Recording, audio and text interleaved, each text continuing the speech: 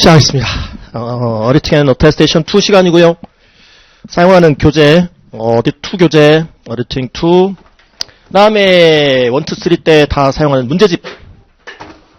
어디 1 수하셨던 분들은 그냥 어디 1 때 사용했던 문제집 그냥 가져오셔서 보시면 되는 거죠. 자, 어디팅 앤 어테스테이션 2 시간에는요, 순전히 파이낸셜 스테이트먼트 어딘 얘기만 해볼 거예요. 목차 가볼게요. 테이블 오브 컨텐츠.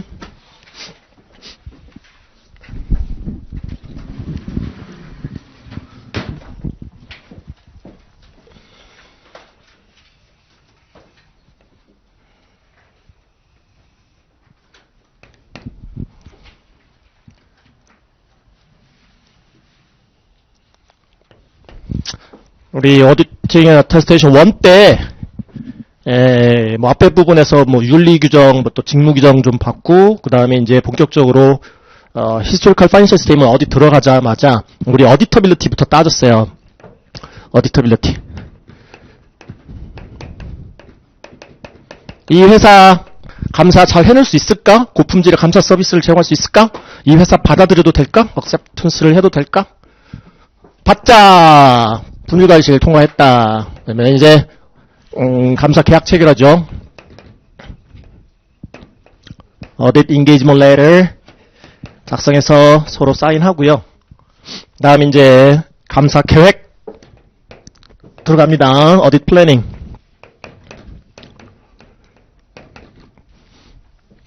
이 감사 계획 단계에서 다양한 것들을 했었어요. 감사 회의도 하고 또 분석적 절차, 애널카프라시죠. 비율 분석도 좀 해보고, 그래서 좀 트리한 정도의 미스 스테이트먼트에 있을 리스키한 에어리어 파악도 좀 해보고, 그 다음에 오딧 리스크 모델을 이용을 하죠.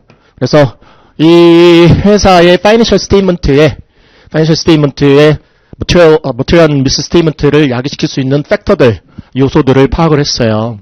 그래서 이 회사는 업종이 어떻고 지금 현재 업황이 어떻고 하니까 또 IPO를 앞두고 있고 혹은 회사채 발행을 앞두고 있고 등등등. 그런 이제 이 재무제표의 마찬가지 정도의 미스 스테이트먼트를 중요한 정도의 미스 스테이트먼트를 야기시킬 수 있는 inherent risk 팩터들을 파악을 하죠. 고유 위험 요소들이 어떤 것들이 있을까 이 회사는. 그리고 과연 이 IR, inherent risk 팩터들 때문에 파이낸셜 스테이트먼트에 미스 스테이트먼트를 야기시킬 수 있는 그 리스크에 대처하기 위한 뭔가 내부 통제 시스템이라는 걸 설계해서 운영하고 있나? 그것도 파악하셔야죠. Internal control over financial reporting, 내부 회계관리 제도를 시행 중인가? 그래서 걸러내는 시스템이 있는가? Internal control over financial reporting, ICFR이라고 줄여서 부르죠. 내부 회계관리 제도, 내부 회계관리 시스템, 내부 통제 시스템. 걔가 이제 걸러내지 못할 위험이 존재하더라. 얘가 ICFR이라는 게 파이낸셜 스테이트먼트에 트리한 미스 스테이트먼트가 안 생기게 프리벤트 예방하고 또 혹시 생긴다 할지라도 적시에 타임리하게 디텍트 앤 커렉트 할 수 있는 시스템인데 적발 및 교정할 수 있는 시스템인데 얘도 인헤런트 리미테이션이 존재한다. 고유 한계가 존재한다. 그래서 아무리 돈 많이 들여서 내부 통제 시스템을 잘 설계 및 구축하고 운영까지 한다 할지라도 고유 한계, 직무분리 잘 해놨어도, 직무분장 잘 해놨어도 콜루전, 공모 가능성이 있다. 또, 휴먼 미스테이크스, ICFR도 사람이 운영하는 거라, 실수할 수 있다.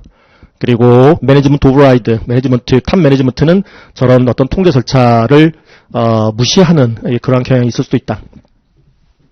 그래서 컨트롤 리스크, 못 걸러낼 위험, ICFR이 중요 표시를 못 걸러낸 위험이 존재한다. 이거 여러분들이 플래닝 단계에서 이거 평가하셔야 됩니다. 있는 그대로 어세스먼트 하셔야 된다. 이 회사의 IR 수준이 어느 정도고 CR 수준이 어느 정도인지. 그래서 이 재무제표의 머티리얼한 정도의 미스 스테이트먼트를 야기시킬 수 있는 위험 수준, 리스크 오브 머티리얼 미스 스테이트먼트를 평가하신 뒤에 이 목표 감사 위험 수준, 어디시라는 업무가 한계가 있는 또 업무다. 인헤런트 또 리미테이션이 있더라. 리스크는 존재할 수밖에 없다. 왜냐하면 전수조사 하는 업무가 아니라 표본조사 하는 업무이기 때문에. 그래서 절대적 확신은 못 주고 이 absolute assurance는 줄 수 없고 reasonable한 수준의 high level of assurance, 높은 수준의 확신을 줄 수가 있다. 합리적 수준의 확신만 줄 수 있는 업무다.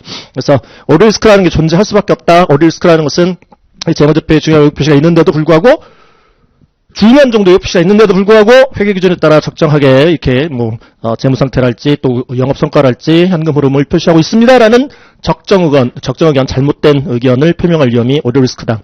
여러분들이 컨트롤 해주셔야 된다. 어뢰 리스크, 오디트 페일리어 감사 실패 안 하려면 저 어뢰 리스크 수준은 여러분들이 제어를 해주셔야 돼요. 방법이 있다. 방법은 디텍션 리스크라는 것을 여러분들이 컨트롤 해주면 된다. IR과 CR 수준은 그냥 있는 그대로 여러분들이 어세스먼트만 할 수 있지 여러분들이 어떻게 컨트롤하거나 체인지 시킬 수가 없는 그러한 이제 위험 수준이다. 그래서 있는 그대로 평가해서 이 디텍션 리스크는 여러분들이 여기 중요 요법이 있는데도 불구하고 적발해내지 못할 위험이라는 거고 디텍션 리스크는 여러분들과 관련이 있는 위험이기 때문에 여러분들이 컨트롤할 수 있습니다. 그래서 디텍션 리스크의 결정 요인이 우리가 샘플링을 하기 때문에 있을 수밖에 없는 샘플링 리스크가 있고 그 밖의 이제 감사인으로서의 넌 샘플링 리스크가 있을 수 있는데 샘플링 리스크, 샘플이 모집단을 대표 못할 위험, 샘플 수를 늘리면 된다. 그럼 샘플의 대표성이 더 증가하게 된다. 넌 샘플링 리스크를 여러분들이 이제 낮추려면, 그러니까 샘플링 리스크, 그러니까 디텍션 리스크를 낮추고자 한다. 여러분들이 적발하지 못할 위험을 낮추고자 한다. 샘플링 리스크를 낮추거나 넌 샘플링 리스크를 낮추면 되는데, 샘플링 리스크를 낮추려면 아까 원래 계획했던 수준보다 샘플 사이즈, 샘플 수를 더 늘려서 더 많이 추출해서 여러분들이 확인 검증해 보면 샘플링 리스크를 낮출 수 있다. 넌 샘플링 리스크를 낮추기 위해서는 조금 더 리스키한 에어리어에는 경험 많은 감사인을 배정해주면 된다. 그래서 디텍션 리스크는 여러분들이 컨트롤을 할 수가 있더라. 그 다음에 우리 플래닝 단계에서 머티리티 중요성 수준. 우리 중요치 않은 건 관심 없다. 중요한 거 위주로 이제 감사 절차들을 중요한 거 위주로 이제 여러분들이 이제 감사하기 위한 어떤 그런 이제 감사 계획 수립하고 그 다음에 이제 감사 절차를 수행하게 되는데. 중요한 정도라는 것은 이 재무제표를 나중에 이제 이용하는 이용자가 뭔가 의사결정을 하려고 이용을 할 텐데 그 의사결정에 영향을 줄 수 있는 정도 수준이면 머티리얼한 정도다, 중요한 정도다라고 얘기를 한다고 그랬죠. 그래서 이것도 정해서 요거에 이 수준에 맞는 이후 절차를 계획해서 쭉 수행을 하는 거고요. 그다음에 ICFR이라는 시스템은 랩통령 시스템은 재무제표에 영향을 주는 시스템이니까 컨시더레이션은 반드시 하셔야 되는데 우리가 이제 4단계를 통해서 ICFR을 볼 수 있었죠. 즉 컨트롤 리스크를 평가할 수 있었습니다. 먼저 언더스탠딩하고 그 다음에 어세싱, 그 다음에 테스팅, 이밸리에이팅이라는 요 단계를 거치게 되고요. 언더스탠딩 단계는 설계 및 시행 여부를 확인하는 단계. 그래서 예비적인 어세싱 평가하고 그 다음에 경우에 따라서는 이제 요걸 테스팅 해보는 거죠. 테스트 오브 컨트롤을 테스트 해보는 거죠. 여러 가지 이제 방법이 있었어요. 인퀴리도 해보고, 다음에 업저베이션도 해보고, 그 다음에 인스펙션, examination도 해보고, 리퍼포먼스도 해볼 수 있었습니다. 그래서 ICFR을 쭉 평가하는 거죠. 저 컨트롤 리스크를 평가를 해서 최종적으로 RMM 수준을 평가를 하는 것이죠. 그 다음에 이제 얘를 테스트하는 거, 재무제표 를 테스트하는 거, ICFR을 테스트하는 것은 그냥 컨트롤 시스템을 테스트하는 거고 금액을 보는 그런 이 절차가 아니었습니다. 근데 이제 이 파이낸셜 스테이트먼트를 보는 단계는 이제 금액 확인 검증하는 단계죠. 어마운트 보는 단계예요. 그래서 얘는 substantive price죠. 내지는 substantive test라고 부르고 substantive analytical price죠. 분석적 절차를 할 수도 있고 그다음에 test of details 할 수 있었습니다. 상세, 세부, 내용 테스트, 세부 테스트. 그래서 이때 우리가 감사 계획 단계에서 분석적 절차, 애널리티컬 프라이스 꼭 해라. 그리고 잘 맞아떨어지는 계정은 서브스탠티브 테스트 할 때도 서브스탠티브 애널리티컬 프라이스 방법을 한번 분석적 절차를 통해서 한번 확인 검증 해봐라. 역시 이제 잘 맞아떨어지는 계정이 있고 안 맞아떨어지는 계정이 있었는데요. 페이롤 계정 그런 계정은 잘 맞아떨어졌죠. 그래서 우리가 샘플링은 딱 요때 한다고 했어요. 테스트 오브 컨트롤 할 때 샘플링하고 또 테스트 오브 디테일즈 할 때 샘플링하고 테스트 오브 디테일즈는 어마운트 보는 절차다. 금액 보는 절차다. TOC, TOD 할 때 샘플링 프로시저를 통해서 테스트를 하는 것이다. 그러고 나서 최종적으로 이제 검토한다. 전반적인 오버롤한 파이널 리뷰 해보게 된다. 이 팀의 제일 상급자가 최종적으로 하도록 한다. 그래서 마지막 최종적으로 이제 알카프라시아 수정 호수자 갖고 다시 한번 최종적으로 비율 분석도 해보고 아직까지도 unusual한 또 unexpected한 값이 남아있지 않는지 분석적 절차를 통해서 최종적으로 검토한다. 여전히 남아있는 게 보이면 추가적인 이 테스트 오브 디테일즈를 통해서 확인 검증을 다 해보셔야 된다. 왜 unusual한 값이 남아있는지 또 unexpected한 값이 남아있는지 그게 미스 스테이트먼트일 수도 있고 아닐 수도 있기 때문에 최종적으로 다 확인해 보셔야 된다. 그 다음에 이제 감사 보고서를 통해서 감사 의견을 줄 수 있는 정도의 sufficient하고도 appropriate한 audit evidence를 obtaining 했다. 충분하고 적합한 감사 증거 수집을 완료했다라고 판단이 되면 감사 종결시키는 거죠. 그 감사 audit completion date가 곧 감사 보고서 일자가 된다. 어디터의 리포트 데이트가 되고 최종적으로 이제 이 파이낸셜 스테이트먼트랑 이 보고서랑 리포트랑 감사 보고서랑 통상 이제 애뉴얼 리포트 형식으로 사업 보고서 형태로 외부에 이제 공표된다. 여기 이제 릴리즈 되는 거죠. 외부에 이용자들한테 공표된다. 자, 이 전반적인 어떤 그 플로우를 우리 오딧 1 때 좀 살펴보셨고 말씀드렸고요. 이제는 본격적으로 이 필드워크 본격적으로 이제 현장 감사하는 거 이제 좀 디테일하게 계정 과목별로 또 거래 유형별로 거래 유형이나 또 계정 잔액별로 이제 좀 세부적인 이 테스트 오브 컨트롤 내용이랑 테스트 오브 디테일즈 내용이랑 또 서브스탄티브 앤 프라이스 내용이랑 이제 보시는 단계가 어디팅 어테스테이션 2라고 생각하시면 돼요. 아시겠죠? 요거 이 보고서 얘기 요거부터는 이제 어디팅 어테스테이션 3 때 여러분들이 이제 보시는 거고요. 전반적으로 이 두 개 이 필드워크 부분 ICFR 보는 거랑 그 다음에 또 서브스탄티브 프라이스 하는 거랑 그거를 정리하는 단계다라고 생각하시면 됩니다. 그래서 테이블 오브 컨텐츠 보시면 세일즈 사이클부터 들어가죠. 매출 사이클부터 들어가요. 매출, 세일즈 사이클. 그 다음에 세일즈 사이클과 관련한 계정 과목이 제일 중요한 계정 과목이 어카운트 리시버블이다. 외상 매출금, 매출 채권 계정, 어카운트 리시버블 계정 감사 절차를 보실 거고요. 그 다음에 purchase and payment cycle, 이게 이제 매입 사이클입니다. 매입 purchase cycle. 그것과 관련한 또 중요 계정이 두 개가 보이네요. 어카운트 페이블, 외상 매입금 계정하고 인벤토리, 재고자산 계정하고. 그 다음에 이제 현금 계정 감사 볼 거고요. 그 다음에 investment, 투자자산 투자자산 계정 감사. 그 다음에 property, plant and equipment, PP 줄여서 PP 이렇게 부르죠. 유형자산 감사, 유형자산 감사 절차 보실 거고요. 그 다음에 payroll cycle, 급여, 인건비 계정 감사. 그 다음에 debt financing, equity financing, debt financing 이자 줘야 돼. debt holder한테 그 대시라는 게 이 interest expense를 발생시키는 거죠. 대시라는 게 정기적인 이제 이자가 나가고요. 타인 자본 조달한 거예요. equity financing 자기 자본 조달한 거예요. 주식 발행 같은 거 하고 해갖고 자기 자본 조달한 거죠. 그 파이낸싱과 관련해서 정리. 그다음 documentation 이거 감사 조서 얘기입니다. 감사 조서. 여러분들이 꾸미셔야 될 감사 조서. 어디 documentation 얘기인 거고. 그다음에 accounting estimation 회계 추정 또 fair value measurement 공정 가치 측정. 그 다음에 derivative instruments 파생 상품 얘기가 좀 나와 있는데요. hedging activities, investment in securities. 근데요, 이 derivatives 부분은 시험 출제 범위에서 일단은 auditing attestation 과목 목적상으로는 제외됐어요. 파생 상품 부분은. 하지만 이제 기존에 촬영해 놓은 부분이 있어서 요 때쯤 가면은 이 부분에 대한 강의를 여러분들의 그 인강 계정으로 올려드릴 테니까 참고삼아 보실 필요는 있습니다. 참고삼아 시험 그 내용으로부터는 좀 제외가 됐지만 파생상품 감사 절차는 제외는 됐지만 한 번쯤 들어보실 필요성은 있습니다. 그때 다시 말씀드릴 거고. 그다음에 inquiry of a client's lawyer concerning litigation claims and assessments.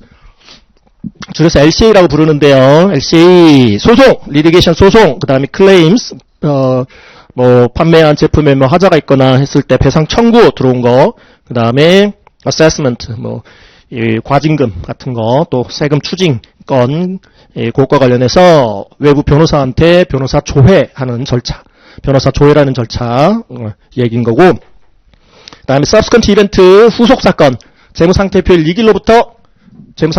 2일로부터 이 감사 종결일까지 발생하는 사건, 중요한 사건, 중요한 거래나 사건, 머티리얼한 트랜잭션이나 이벤트 후속 사건이라 하고요. 더 나아가서는 이 재무제표 발행일까지도 후속 사건은 일어날 수 있습니다. subsequent 이벤트. 그 후속 사건에 대한 감사 절차 보시는 거고, 그 다음에 auditors consideration of the internal audit function. 이 피감 회사에 따라서는, 감사를 받는 회사에 따라서는 내부 감사 부서가 있는 회사들이 있어요. 그러면 그 내부 감사인들이 ICFR이랄지, 즉 인터 컨트롤 시스템이랄지 제일 잘 알아요. 그래서 회사 또 내부 사정도 잘 알고, 그래서 내부 감사인들로부터 업무 협조를 받을 경우도 생길 수 있습니다. 업무 협조 요청해서 감사하는 내부 감사하는데 좀 도와주세요 할 수 있어요. 그래서 내부 감사인으로부터 업무 협조 받는 것에 대한 고려. 그 다음에 using the work of specialist, 전문가의 활용이라는 부분이고요. 전문가, 특히 이제 잘 이제 언급이 되는 이제 스페셜리스트가 액추어리 같은 자들, 액추어리 변리사가 아니지 그거죠. 계리사, 액추어리, 그러니까 우리가 펜션 계정 감사를 할 수가 있죠. 퇴직연금 계정 감사하는데 굉장한 보험 계리적 가정 같은 게 반영이 돼서 나온 숫자들이기 때문에 우리가 잘 모를 수 있어요. 우리는 이제 CPA이기 때문에 액추어리 그쪽 분야는 잘 모를 수 있어서 연금 계정 감사하면서 액추어리에 또 도움을 또 받아야 될 경우 생길 수 있습니다. 그래서 전문가의 활용 부분이고요. 그 다음에 매니지먼트 레프레젠테이션 레터.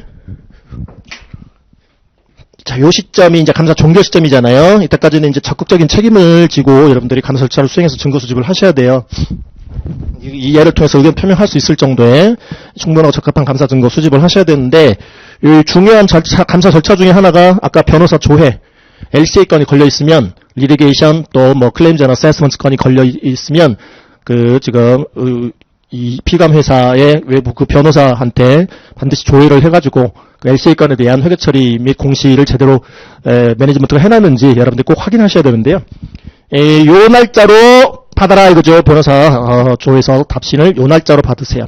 중요한 감사 절차이자 또 중요한 감사 증거입니다. 그리고 경영자 확인서도 요 날짜로 받으세요. 경영자 확인서도 어떤 내용의 이제 그 컨텐츠가 그 경영자 확인서에 들어가는지는 이제 앞으로 이때 보실 거고요. 그래서 이쪽 필드워크 하면서 여러분들이 이제 매니지먼트한테 각종 질문 같은 거 할 수 있단 말이죠. 각종 인퀴리 같은 거 해서 오럴 리프레젠테이션 들을 수 있는데요. 그 구두 진술 받은 것들을 서면으로 이렇게 받아내는 절차가 매니지먼트 레프레젠테이션 레터 받는 절차예요. 경영자 확인서, 경영자 각서 받는 거예요.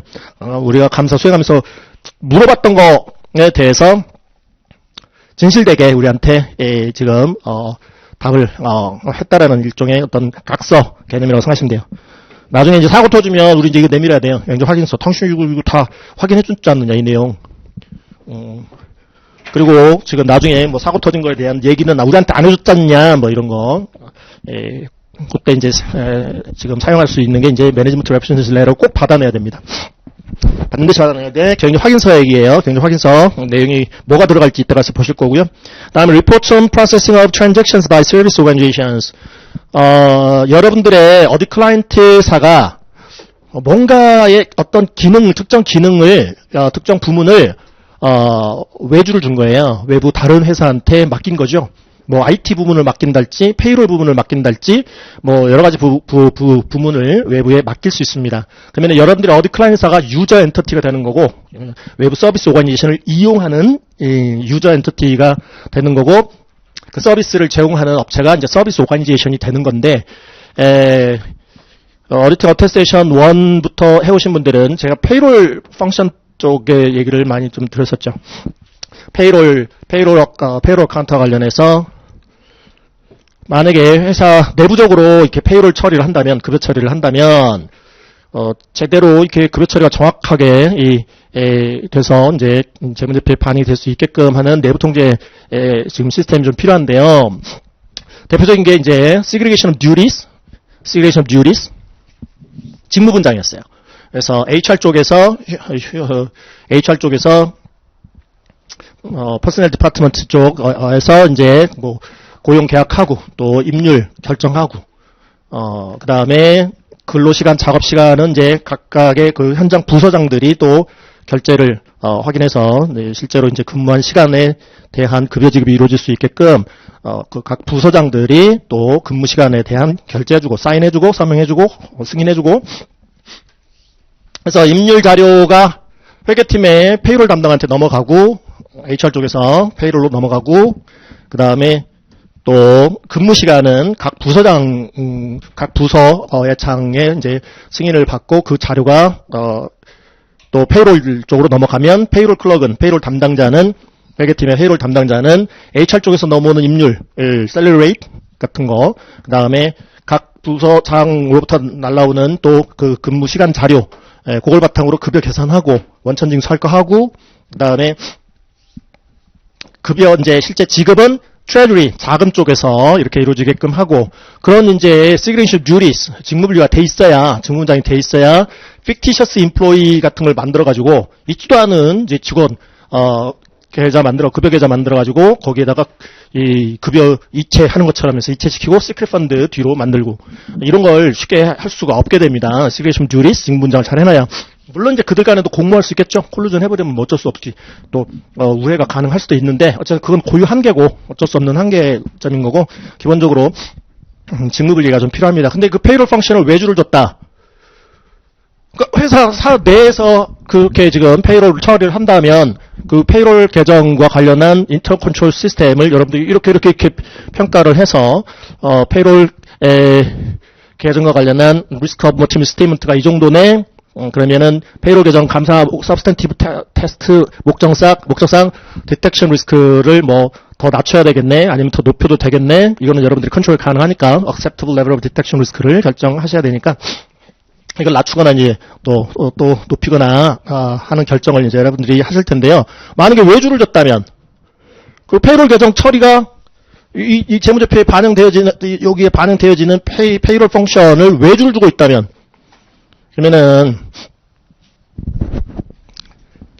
그러면 이제 직접 가서 여러분들의 피감 회사와 관련한 페이롤 처리가 제대로 이루어지고 있는지, 제대로 된 통제 시스템 하에서 이루어지고 있는지 출장 가시던가, 그렇게 해서 페이롤 사이클과 관련한 컨트롤 리스크를 평가를 하시던가, 아니면 거기 지금 그 서비스를 제공하는 오가니제이션의 외부 또 어디터가 있어서 그 어디터로부터 리포트, ICFR과 관련한 리포트를 받아내던가, 아니면 이제 유저 엔터티가 서비스 오가니제이션을 어떻게 통제하고 있는지를 여러분들이 평가를 해보시던가, 뭐 그런 식으로 해서 컨트롤 리스크를 평가를 해야 그 다음을 정할 수 있는 거죠. 그 다음 절차를 디텍션 리스크 수준 정하고 디텍션 리스크 수준에 맞는 substantive TOD의 nature, timing, 성격, 시기, 그 다음에 extent, 범위를 결정할 수 있을 테니까요. 그래서 그 얘기예요. 목차 밑에서 그 세 번째 거, Reports on Processing of Transactions by Service Organizations. 여러분들의 어드 클라이언트사에 서비스 오가니제이션이 있대요. 그 서비스 오가니제이션이 도대체 관련 거래들을 어떻게 처리하고 있는지에 대한 보고서 얘기고요. 컨트롤 리스크 얘기해요. 컨트롤 리스크. 그 다음에 Communicating Inter-Control Related Matters Identified in an Audit. 어딧하면서 여러분들이 identify 하게 되었던 내부 통제 관련 사안들을 보고해 주는 거죠. 내부인들한테, 탑 매니지먼트 또 BOD한테 인터 컨트롤 시스템과 관련한 ICFR과 관련한 리포트 주는 거예요. 이거 외부인들한테 동네방네 떠드는 게 아니라, 이거 어차피 ICFR을 보셔야 되잖아요. 파이낸셜 스테이트먼트에 영향을 주는 시스템이니까 ICFR을 반드시 컨시더레이션 해보셔야 돼요. 내부 회계관리 제도를 설계 시행 중인지, 여기서 형식을 갖춰놨는지, 갖춰놨다면 잘 갖춰놨는지, 잘 갖춰놨다라고 판단이 산다면 돈 시간 들어서 테스트 오브 컨트롤 해보는 거죠. 여러분들이 테스팅 해보는 거야. 통제 시험 조사 해보는 거야. 통제 시사 해보시는 거예요. 그래서 이 재무제표 감사 목적상 ICFR을 꼭 보니까 이 ICFR을 보다 보니 여러분들에게 이렇게 파악되어지는, 여러분들 눈에 띄는 control deficiency, 통제 미비점이랄지, 또 significant deficiencies, 유의한 미비점이랄지, material weakness에서 중요 취약점이랄지, 그런 것들, 여러분들 눈에 들어왔던 거, 그 찾으려고 했던 건 아니지만, 서치하려고 ICFR은 보는 게 아니라, 얘에 영향을 주는 시스템이니까 본 건데, 보다 보니 여러분들에게 아이덴티파이 된 것들 리스팅 해가지고, 리포트 주는 거죠. 내부인들한테, 리포트 주는 그것과 관련한 얘기예요. 106페이지부터 보시는 것은. 그 다음에 마지막 주제가 The audience communication with those charged with governance. ICFR 이외의 사안들. 이 필드워크 하다가 여러분들에게 발생했던 그 밖의 사안들. auditing issue, accounting issue, 뭐 그런 것들. 애로사항 같은 거, 있었으면 다 이 BOD한테 보고를 해주도록 되어 있습니다. 그래서 ICFR에 대한 보고는 뭐 개선 권고 차원이죠.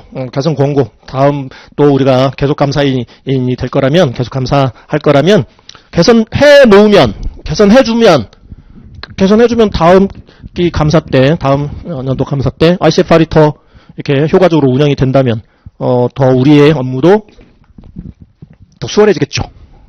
그래서 개선 권고 차원이고요. ICFR 리포트 주는 거. 그 다음에 그 밖의 어카운팅 이슈, 어디팅 이슈, 그 다음에 뭐 회계 부정건이랄지, fraud, 또 일리갈 액트, 또 관계 법규 위반 행위랄지, 그런 것들이 여러분들 눈에 들어왔었다면 그것도 다 리스팅해서 BOD한테 이렇게 보고서를 줘야 합니다. 그게 마지막 주제예요. 자, 그러면 이제 어테스테이션 2 때 이러한 내용들을 보시는 건데, 순전히 이제 어디팅, 이 재무제표 감사와만 관련된 얘기들을 보시는 거예요. 그 중에 이제 세일즈 사이클부터 들어가는 거죠. 자, 넘겨보시면, 2페이지, 세일즈 사이클, 매출 사이클. 자, 우리 이 표들 중에서요, 파이낸셜 스테이트먼트들 중에서 우리는 BS 위주로, 밸런스 위주로 감사를 실시한다. BS 위주로 한다. BS는 특정 시점 정보다. 그래서 비기닝 밸런스가 있었을 거고, 지금 엔딩 밸런스가 이렇게 있는데, 우리 감사 대상 연도, 재무상태표일 현재자 숫자, 엔딩 밸런스 위주로 여러분들은 확인 검증 절차를 수행하시게 된다. 계속 감사인 같으면 이 비기닝 밸런스는 기초잔액은 전기 말짠이기 때문에 전기 재무상태표상의 엔딩 밸런스였을 거기 때문에 여러분들은 계속 감사인으로서 이 숫자는 이미 확인 검증이 다 끝난 숫자다. 물론 이제 초도감사, 이니셜 어딧 같으면 저것도 확인하셔야 된다. 저 숫자도 맞는 숫자인지, 맞는 금액인지 확인하셔야 된다. 하지만 계속감사 같으면, 직전연도 감사할 때 다 확인한 숫자들이다.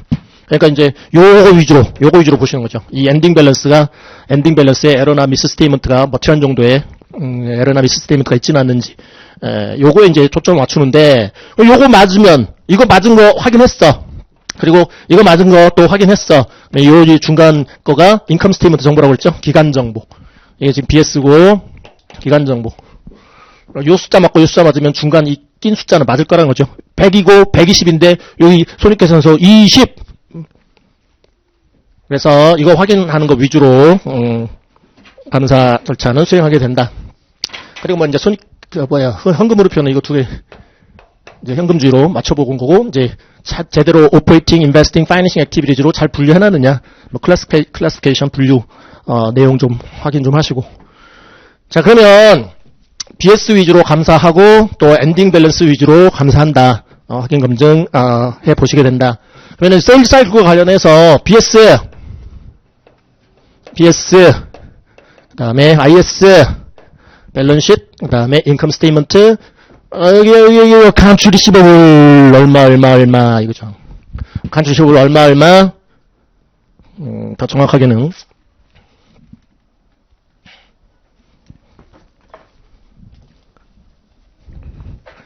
그로스가 얼마인데, 얼라원스, 충당금을 얼마 잡았기 때문에, 네트가 얼마예요? 라고 이렇게 표시가 되어 있겠죠. 그리고 이제 얘가, 이제 뭐 외상 뭐 판매를 했다면 이제 외상 매출금이었다가 이제 캐시로 컬렉션이 되겠죠. 캐시로 컬렉션이 될 거예요. 다음에 얘와 관련한 인컴 스테이트먼트 계정은 세일즈 레비뉴죠. 매출액. 그래서 세일즈 사이클과 관련한 이제 주 계정이 얘네들이에요. 얘네들. 어카운트 리시버블, 그 다음에 세일즈 레비뉴. 인트로덕션 나와 있는데요. 인트로덕션 한번 읽어볼까요? 인트로덕션.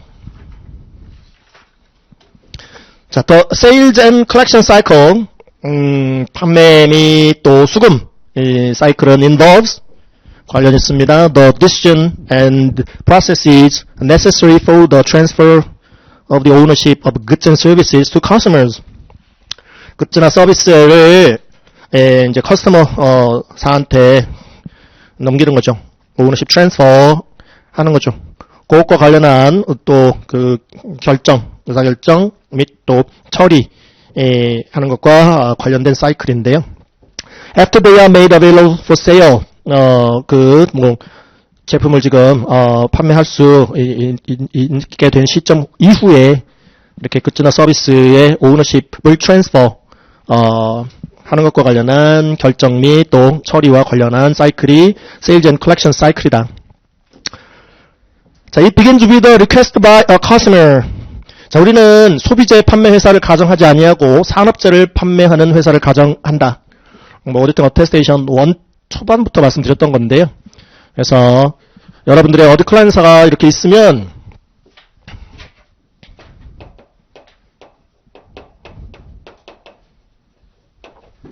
어디 클라이언트사가 이렇게 있으면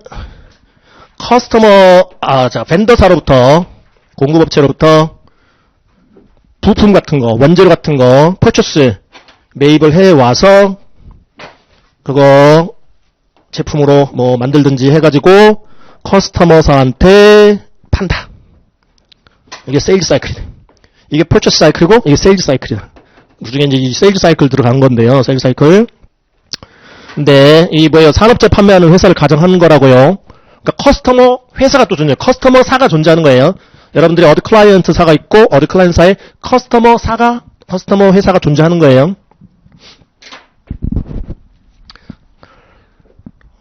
그래서 커스터머사로부터 이제 구매 요청이 들어오는 거죠. 리퀘스트가 들어와요. 그리고 거기서 게시해갖고 and ends with the conversion of material or service into an account receivable. 그래서 외상 판매가 일어나면 AR이 생기는 거고요. account receivable 외상 매출금이 매출 채권이 생기는 거고 and ultimately into cash. 결국은 이제 현금으로 이제 수금되기까지의 과정. 그게 세일즈 사이클이다. 세일즈 사이클, 매출 사이클이다. 박스 1번부터 박스 4번까지 한번 묶어보시고요. 박스 1번부터 박스 4번까지. Processing, Purchase Orders, Customer Orders라고도 얘기를 합니다.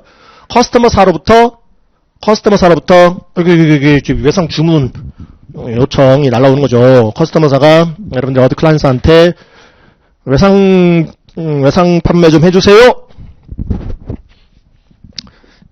그래서 구매 요청서가 날라와요. 커스터머사로부터 어디 클라이언트에게 Customers Purchase Order라는 게 날라옵니다. Credit Approval. 그러면 내부 통제 시스템을 잘 갖춰놓고 있는 회사들은 덥석덥석 외상 판매 안 합니다. 외상 판매 승인 절차를 거치게끔 하는 것이죠. 소위 Credit Approval 절차를 거치게 합니다. 그러니까 박스 1번은 Sales Department 쪽 얘기고요. Sales Department 영업부서, 판매부서 얘기고 영업부서 Sales Department로 이제 외상 주문이 들어오는 거죠. 우리한테 외상 판매 좀 해줘라는 주문이 들어와요. 커스터머사로부터 퍼처스 오더가 날라와요. 그러면 무조건 오케이 하는 게 아니죠. 세일즈 디파트먼트 쪽에서는 세일즈 오더라는 것을 작성을 해서 판매 지시서 그거를 크레딧 디파트먼트한테 넘기게 됩니다. 크레딧 디파트먼트는 이제 거래처들 크레딧 관리하는 거죠. 크레딧 매니지먼트 하는 뭐 부서든 뭐 담당 직원이든 담당자든, 이제 회사에 따라서는 이제 그 외상 매출 채권 관리하는 채권팀이 있을 수도 있는 거고, 법무팀에서 뭐 그걸 담당할 수도 있고요. 또는 뭐 자금팀 내지는 회계팀에 담당 직원을 둘 수도 있는 거고, 그건 회사 사정에 따라서 뭐 별도 부서를 두는 회사도 있고. 그런데요, 소위 이제 크레딧 관리자, 크레딧 매니저를 좀 둘 필요성이 있고, 각 거래처 다 신용 등급 또 그 다 확인하고, 그렇게 해서 거래처 선정하고, 그 다음에 시스템에다가 거래처 다 등록해놓고 미리, 등록된 거래처에 대해서만 외상 판매를 할 수 있게끔. 그리고 크레딧 리밋, 외상 판매 한도도 거래처별로 딱딱 정해놓고, 한도가 차버리면 더 이상, 수금 받기 전까지, 돈 받기 전에는, 대금 받아내기 전에는, 더 이상의 이제 외상 판매는, 하지 않도록 하는, 그런 이제 크레딧 리밋 외상 판매 한도 관리도 좀 하게끔 해야 되고요. 그래야 대금 회수가 잘 되겠죠. 그렇지 않습니까? 신용도 낮은 회사한테 괜히 외상 판매했다가 떼일 수 있겠죠. 그래서 크레딧 매니지먼트가 좀 필요합니다. 그래서 크레딧 어프로벌 절차, 외상 판매 승인 절차를 거치게끔 하라. 승인 났어? 그러면 이제 물건 실어 내보내겠죠. 쇼핑, goods. 그래서 웨어하우스에서 물건 꺼내가지고 이제 실어 보내겠죠. 그게 이제 뭐 화물차로 실어 보내든 배로 실어 보내든 비행기로 실어 보내든 어찌됐든 슈먼트가 일어나겠죠. 그래서 이제 쇼핑 다큐멘트 같은 거 만들게끔 해야 되고요. 그다음에 물건 실어 내보냈으니까 이제 대금 청구 빠짐없이 해야 되겠죠. 빌링, 어카운팅 쪽에서 이제 빌링 들어갑니다. 빌링 들어가고 어카운팅, 리코딩 또 회계 처리도 하고요. 어카운트 리시버블 거래 조건에 따라서. 그다음에 이제 collection of receivables 이제 대금 수금 할 수 있겠죠. AR이 캐시로 돌겠죠. AR이 이제 어카운트 리시버블이 캐시로 바뀌는 단계. 그다음에 이제 그 밖에 박스 이 6번은 adjustment to sales and account receivable. adjustment 경우에 따라서 adjustment 과정 거칠 수 있다. sales revenue랑 또 account receivabl이랑. sales return 판매했던 제품의 하자가 확인이 됐어요. 그래서 반품 들어왔어요. 세일즈로 나왔던 게 다시 리턴돼서 들어왔어요. 매출 환입이라고 부르죠. 세일 리턴. 그거 까줘야 되겠죠? 세일즈 레비뉴에서 밑에서 까줘야 돼. 크로스 세일즈에서 까줘야 돼. 세일즈 리턴도 까주고, 세일즈, 디스카운트, 하자 있어서 깎아줬대요. 세일즈 디스카운트, 매출 할인. 그거는 세일즈 얼라운스고, 여기서 세일즈 디스카운트는 그거죠. 회계 청하시면 툭10 net 30 같은 조건. 30일 결제 조건인데 10일 이내에 대금 결제해주면 2% 할인해줄게. 그 세일즈 디스카운트. 세일즈 디스카운트도 그로스 세일즈 밑에서 처리가 돼야 되겠고요. 라이트오프, AR 라이트오프 같은 거, 매출 채권 제각시키는 거, 매출 채권 제각. 채권팀 같은 데서 이거를 관리한다고 그랬죠. 채권팀에서 또 뭐 신용관리팀 뭐 그런 데에서 거래처별 지금 신용상태 관리를 하더라는 얘기죠. 근데 어떤 특정 거래처가 파산을 신청했다. 그 사실을 가장 제일 빨리 알게 된 부서가 이제 그 채권팀 같은데요. 신용관리팀 같은 데서 계속 관리를 하니까요. 거래처 신용관리를 하니까. 그러면 이제 어떻게 해요? 야, 그 매출 채권 못 받게 됐다.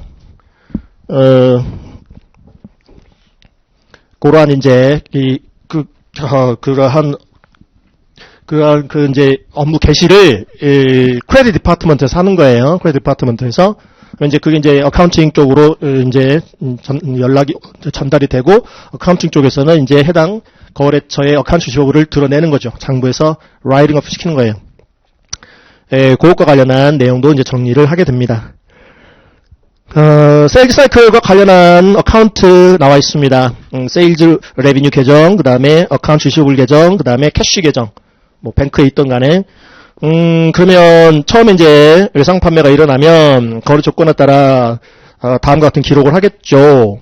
차변에 어카운트 리시버블 얼마, 대변에 세일즈 레비뉴 얼마. 그렇죠? 그러니까 세일즈 어카운트는 오른쪽, 어카운트 리시버블 계정은 왼쪽. 그래서 관련 부서들이 나와 있죠. 세일즈 트랜잭션과 관련해서 매출 거래와 관련해서 세일즈 디파트먼트 영업부서, 크레딧 디파트먼트 신용부서, 쇼핑 디파트먼트 적성부서, 어카운팅 디파트먼트 회계부서. 관련 부서들입니다. 이렇게 직무 분리를 다 해놓을 필요성이 있더라라는 거고요. 그 다음에 수금하게 되면요. AR은 오른쪽으로 까겠죠. 그리고 캐시 계정의 왼편에 캐시 자산이 늘겠죠. 관련 부서, 캐시 리시트 트랜잭션 관련된 부서, 어카운팅 디파트먼트 회계부서, 트레저리 디파트먼트 돈은 작은 부서로 들어오게 해줘야 됩니다. 커스터디 펑션 따로 둬야 되겠죠.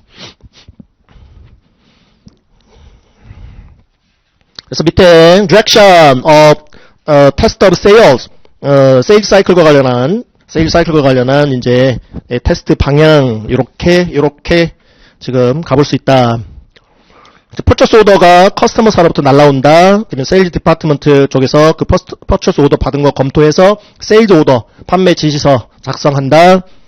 그거 크레딧 디파트먼트로 보내서 크레딧 어프로벌 밟아라. 외상 판매 승인 절차 거쳐라. 승인 나면 쇼핑 디파트먼트에서 쇼핑 보냅니다. 실어 보냅니다.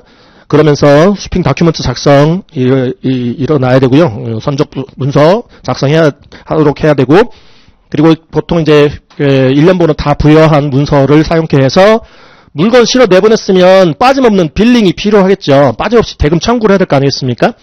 그래서 1년번호 부여한 문서 쓰도록 하고, 그 다음에 이제 거래 조건에 따라 세일즈 저널 매출장하고, 그 다음에 subsidiary ledger, AR subsidiary ledger 거래처 보조장부에다가 이제 이 기록을 해야 되겠죠.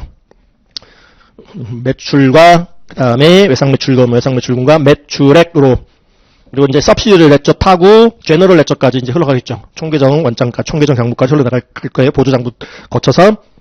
그 다음에 이제 account receivable master file이라는 거 보이네요. 외상매출금 관리 파일. 마스터 파일이라는 것이 중심이 되는 파일.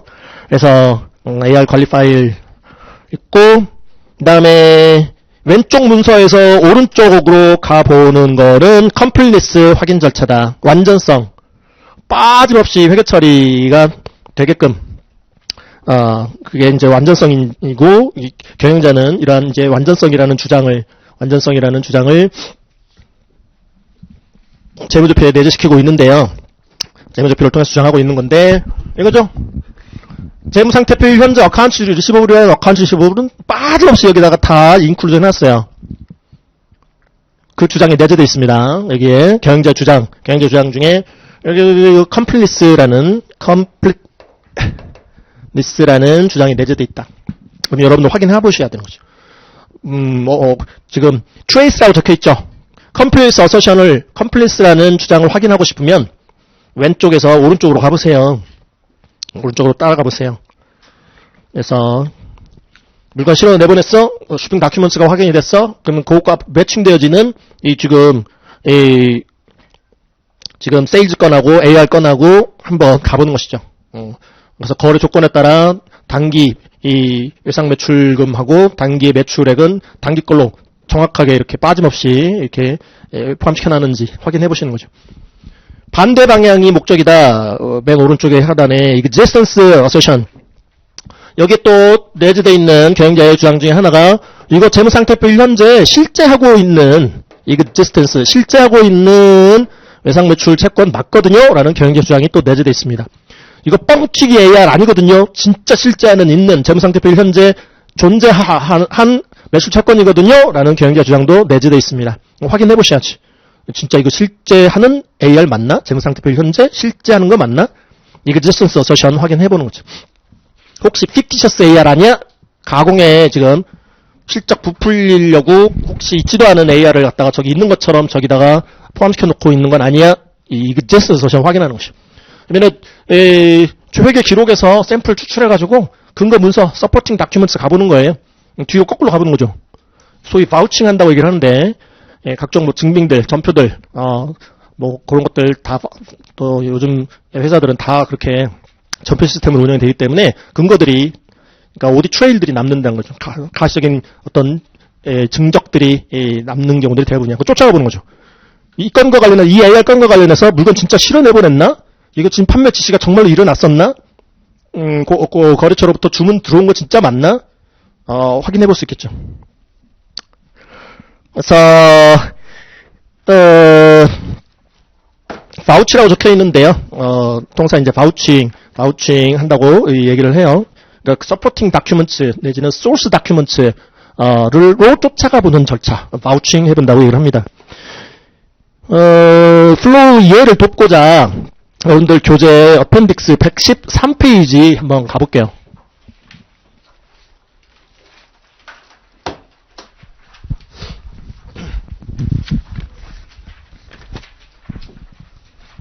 (113페이지) 앞에 3페이지하고 관련한 그림입니다. 라는 P3 있고, 자, 커스터머사로부터 여러분들의 어드 클라이언트사로 외상 주문이 들어옵니다. 세일즈 디파트먼트 판매부서로 영업부서로 주문이 들어옵니다. 외상 주문이 들어옵니다. 그 Customers Purchase Order가 지금 세일즈 디파트먼트로 날라왔습니다. P/O가 Purchase Order의 의미고요. 구매 주문서예요. 거기 price, 그 다음에 quantity, price times quantity, 단가, 그 다음에 수량, 기재되어 있고, 그거 좀 외상 좀 주세요. 라고 지금 날라왔어요. 그러면은 세일즈 디파트먼트 쪽에서는 세일즈 오더라는 것을 작성해야 돼요. 판매 지시서, 세일즈 오더, 아래쪽 세일즈 오더. 그래가지고 크레딧 디파트먼트로 보내야 돼요. 왼편으로 보내. 크레딧 디파트먼트, 지금 신용부서에서, 신용관리부서에서, 크레딧 체크 하게끔 해야 돼요. 이런 통제 절차가 필요해요. 세일즈 쪽은, 세일즈 디파트먼트 쪽은 세일즈 발림을 맥시마이즈 시키고자 하는 부서일 거예요. 영업팀이니까, 영업부서니까 많이 팔아야죠. 그렇기 때문에, 지금 거래처 신용 등급 그거 관리하는 부서가 아니에요. 세일즈 디파트먼트는. 때문에 외상 주문 들어오면 다 좀 팔고 싶을 거예요. 세일즈 디파트먼트 쪽에서는. 만약에 크레딧, 어프로벌, 크레딧 체크하는 절차가 없어버리면, 부실 채권, 악성 채권 많이 생길 수 있겠죠. 그런 가능성이 높아지겠죠. 그러니까 크레딧 매니지먼트를 해야 할 필요성이 있는 거죠. 그래서 크레딧 디파트먼트로 보내세요. 그래서 어프로벌 절차를 거치세요. 크레딧 디파트먼트 하는 일, 크레딧 체크, 커스터머사 지금 신용 상태 점검하고요. 그 다음에 어프로벌 해줄 수 있겠죠. 외상 판매도 돼. 그 커스터머사 주문권은. 그래서 이제 이 통제 절차가 재무제표에 담겨져 있는 경영자의 주장 중 어떤 주장하고 관련 있는 통제 절차냐면 그 밑에 매니지먼트 어서션 중에서도 밸류에이션 어서션. 슬파 보시면 여기 AR 계정에 또 내재되어 있는 경영자의 주장. 뭐가 또 내재되어 있어요? 이거 대손 충당금 적정 범위 내에서 잘 설정했고요. 리즈너블한 레인지 내에서. 그래서 여기 이 net AR 금액은요. net realizable value로 평가한 금액이에요. 순실현 가능 가치. 잘 평가해 놓은 금액이거든요. valuation assertion. 여러분들은 그러면 또 valuation assertion 확인 절차 또 수행하셔야죠. 정말로 리즈너블한 레인지 내에서 적정 범위 내에서 대손 충당금을 설정한 건지 혹시 너무 또 적게 잡아놓은 건 아닌지 절차를 수행을 해서 확인해 보셔야 돼요. 이거 크레딧 어프로벌, 크레딧 체크하고 크레딧 어프로벌 하는 이 통제 절차는 저 어카운트 리시버블 계정에 내재되어 있는 담겨져 있는 경영자 주장 중 밸류에이션 어서션과 관련한 통제 절차인 거예요.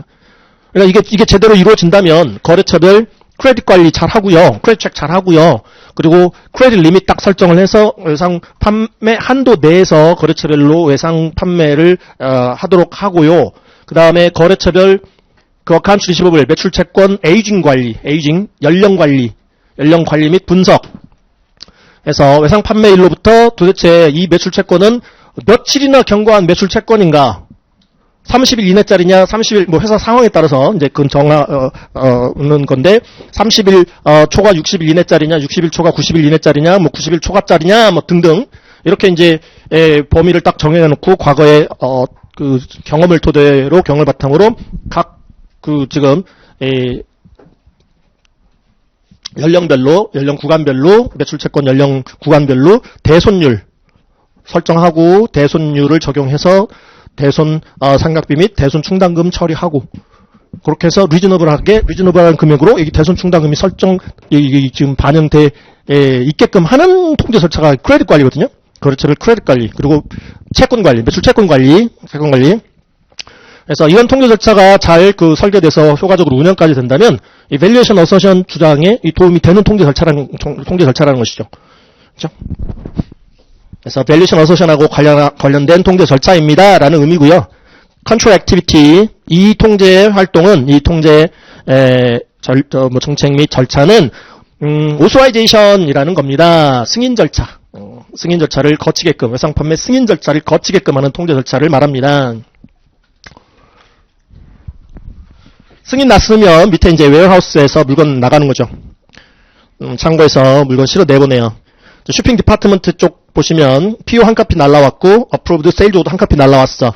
이 어프로브드 세일즈 오더의 크레딧 매니저의 사인을 확인하고 반드시 쇼핑 클럭은 쇼핑 담당 부서에서는 세일즈 오더의 크레딧 매니저가 사인한 거, 승인한 거, 외상 판매 승인한 거를 반드시 확인하고 물건을 쇼핑 내보내게끔 하는 통제 절차 필요합니다.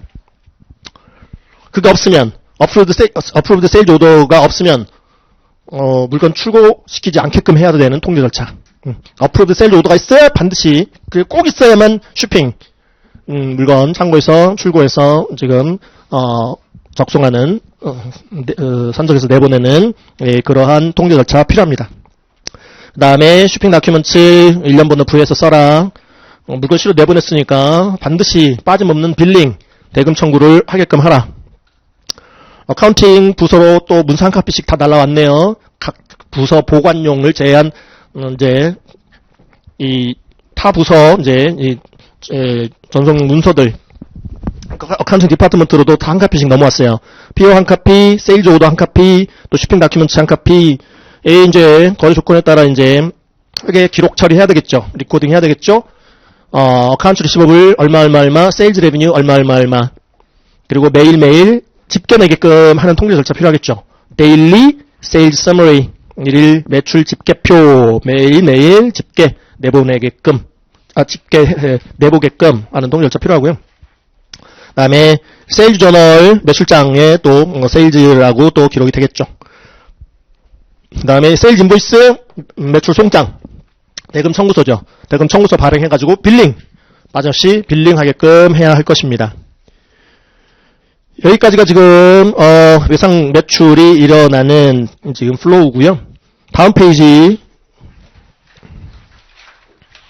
114페이지 보시면 이제 대금이 와요. 그러면 만약에 이 얘네들의 업계 관행상 거래대금 수표를 받는다면, 직접 받는다면, 계좌로 이렇게 송금받는 게 아니라, 그러면은, 이 트레저리 디파트먼트 얘기인데, 자금 부서 얘기인데, 이 페이지 자금 부서 또 회계 부서 얘기인데, 자금 쪽에, 자금 트레저리 디파트먼트에 리셉셔니스트 따로, 캐셔 따로 두는 게 좋겠다. 현금 다루는 직원인데, 현금 다루는 직원을 혼자 말고, 이렇게, 거래대금 받는 리셉셔니스트와 거래대금을 지금 은행에 가서 입금 하는 캐셔를 좀 구분해서 서로가 서로를 이렇게 지금 감시할 수 있게끔 하는 그러한 직무 분리가 좀 돼 있으면 좋겠다. 그래서 리셉셔니스트가 책과 리미턴스 어드바이스라는 것을 우편으로 받는 경우를 가정을 했어요. 그래서 이런 이제 지금 그 관행의 회사라면 리셉셔니스트가 받아 책이랑 그다음에 거래처에서 같이 날라온 리미턴스 어드바이스 송금 통지 내역서랑 개봉을 하고 책 컨트롤 리스팅을 즉시 작성토록 해. 거래대금 수표를 지금 수령하였음을 즉각 통제 목적상에 컨트롤 목적상에 지금 리스트에다가 기재를 하도록 해. 이게 책 컨트롤 리스팅이고요. 그다음에 수표 이제 원본은 캐셔한테 입금하라고 주고요. 오리지널 책은. 근데요, 이때 리셉셔니스트가 캐셔한테 줄 때 그 수표에다가 디파짓 올리 이런 스탬프 빵 찍어서 줘야 돼. 안 그러면 캐셔가 은행 가다가 어디 다른 데로 셀 수 있어. 그래서 이건 입금용 어느 지금 계좌에 입금용 이렇게 스탬프 빵 찍어서 주게끔 하고 그 다음에 copy of the control listing, 카피본도 하나 주고, 이렇게 다 리스팅 했어. 중간에, 들고 어디 가려고 하지 마, 생각하지 마, 이거죠. 그리고, deposit, 당일 입금을 원칙으로 하는 게 좀 필요하겠습니다. 당일 입금. 그날 바로바로 이 거래대금은 입금토록 하는 통제 절차, 있으면 좋겠다. 그 다음에 이제 은행에서 디파짓 슬립 받아올 거고, 또 이 캐셔는 데일리 캐시 서머리, 일일 현금 직계표 작성케 하고요.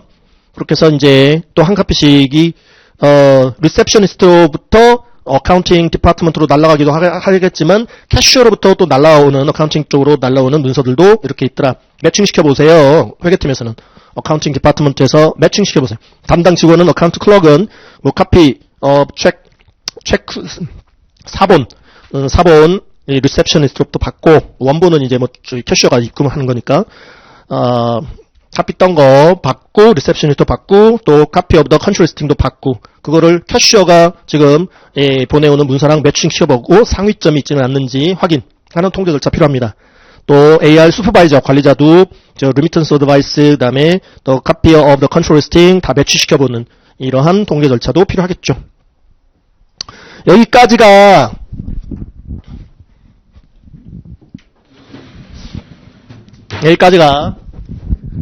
세일즈 앤 컬렉션 사이클이에요.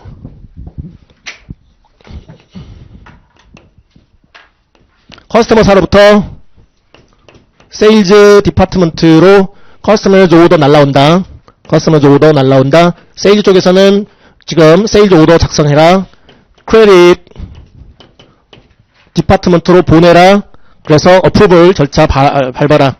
크레딧 디파트먼트의 크레딧 매니저, 크레딧 관리자를 둬라. 그래서 이자로 하여금 크레딧 지금 레이팅 각 거래처별 신용 등급 관리하고, 신용 상태 점검하고, 크레딧 레이팅, 크레딧 체크, 크레딧 또 리밋 각 거래처별로 정하고, 영상 판매 한도, 그 다음에 크레딧 어프로벌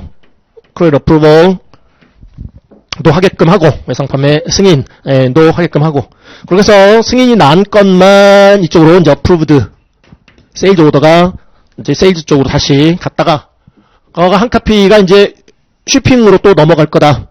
쇼핑 디파트먼트로 넘어갈 거다. 쇼핑 디파트먼트는 어프로브 세일즈 오더가 꼭 있어야만, 꼭 반드시 있는 것만 쇼핑에서 내보내고, 웨어하우스에서 쇼핑에서 내보내고, 쇼핑 다큐먼트 작성하라. 쇼핑 다큐먼트는 일련 번호 꼭 부여해서 써라. 모든 문서가 다 그렇지만 일련 번호 pre-numbered 쇼핑 다큐먼트. 그래서 빠짐없는 일처리를 하게끔 하라. 물건을 실어 내보냈으니 빌링 빠짐없이 대금 청구하게끔 하라.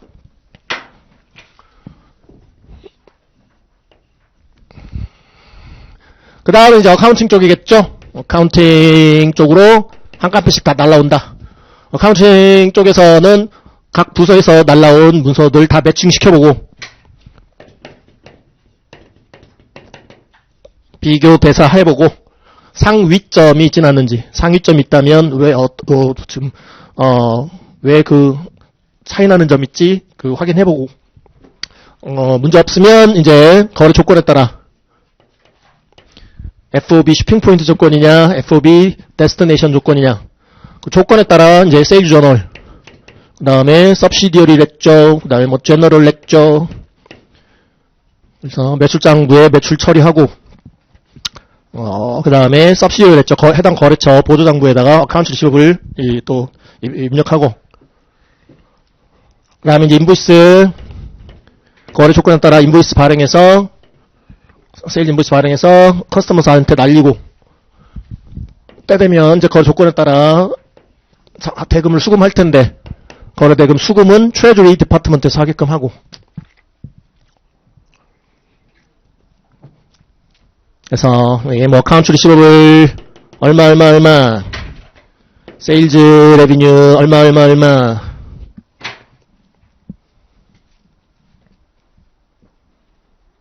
이 숫자가 나오기까지 이러한 통제 절차들을 거쳐서 나오게끔, 그래야 이 숫자에 머치한 정도의 미스스테이먼트, 에러나 미스스테이먼트가 안 생기겠죠. 그러니까 이런 이제 지금 일단 이 직무 분장 segregation of duties는 기본이고요. 이렇게 authorization 펑션 따로 두고 그 다음에 뭐 recording 펑션 따로 두고 그 다음에 custody 펑션 따로 두고 이렇게 분리를 해놔야 기본적으로 여기에 misstatement 에러나 misstatement가 지금 생길 그런 가능성이 낮아져요. 그러니까 이런 통제의 지금 이 시스템에 따라서 이러한 이제 회계 기록 처리가 된다면 fictitious AR, fictitious sales 기록 이게 이런 처리가 되기가 힘들어요. 그러니까 이런 지금 외상 판매 승인 절차 꼭 거치게 하고 그렇게 해서 이제 밸류에이션 어서션이 제대로 이렇게 반영이 되게끔도 하고 그 다음에 꼭 어프로브드 세일즈 오더가 있어야만 물건 쇼핑해서 내보내고 물건을 내보냈으면 쇼핑해서 출고해서 내보냈으면 반드시 빠짐없이 이렇게 빌링도 하고 또 회계 기록 처리도 하고 이런 근거 문서가 없으면 이런 기록 처리도 할 수 없게끔 해놓고 그렇다면 실제 주문이 들어오고 실제 물건을 지금 내보낸 건에 대해서만 이런 회계 기록 처리가 되겠죠. 그러니까 가공의 어떤 그 매출이나 가공의 매출 채권 처리하기가 힘들어져요. 직무분장 다 해놓고 그다음에 이런 이 소스 다큐멘트, 서포팅 다큐멘트들이 다 남겨지게끔 해서 accountability라고 그러죠. 책임을 누가 질 건가? 뭔가 사건이 터졌을 때 도대체 누구 책임인가를 추적해서 바로 이렇게 알아낼 수 있도록 하는 이런 이제 시스템을 설계해서 운영을 할 필요성이 있다는 것이죠. 자, 그래서 그림으로 플로우를 좀 한번 살펴보셨고요. 이게 이제 결국은 이게 이제 캐시로 돌겠죠. 카운트리 숍을 그 다음에 캐시 흰색 계정은 BS 계정, 노란색 계정은 IS 계정.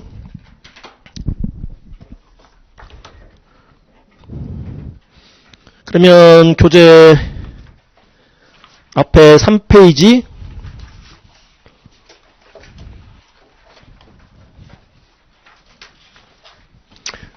세일즈 트랜잭션 플로우 있죠. 그게 이제 여기서부터 들어가는 거예요. 세일즈 디파트먼트로 커스터머사로부터 퍼처스 오더가 날라오는 것부터 구매 주문서가 날라오는 것부터 이제 세일즈 사이클이 시작되는 것이죠.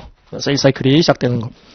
그러니까 지금 3페이지부터는 더 이 플로우가 자세하게 이 플로우 내용이 자세하게 지금 정리되어 있다라고 보시면 돼요. 쉬었다가 두 번째 시간에 이어서 3페이지부터 정리를 하도록 하겠습니다.